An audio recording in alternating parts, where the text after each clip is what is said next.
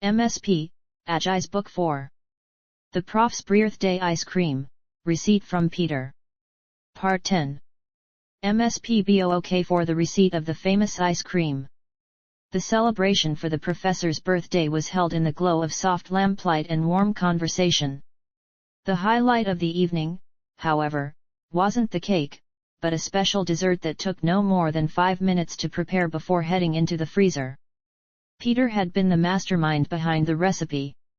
Necessity is the mother of invention, and since his own mother lived with diabetes, he had perfected a way to create something indulgent yet safe. As the group gathered in the kitchen, Peter laid out the ingredients with the precision of a chemist. "It's all about the ratio," Peter explained, adjusting his glasses.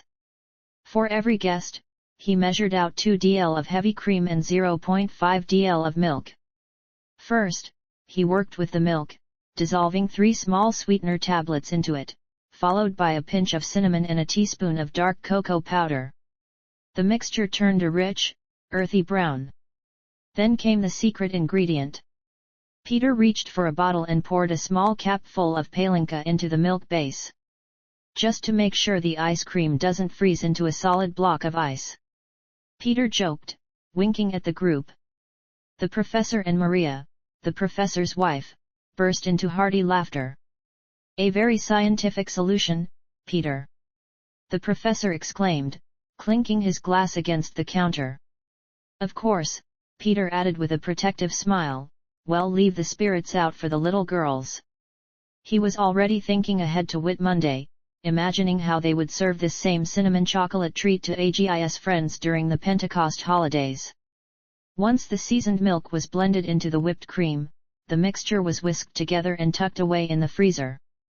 By the time the main course was finished, the dessert was perfectly set, creamy, fragrant, and light. As they sat around the table, spooning the chilled delight from their bowls, a satisfied silence fell over the room.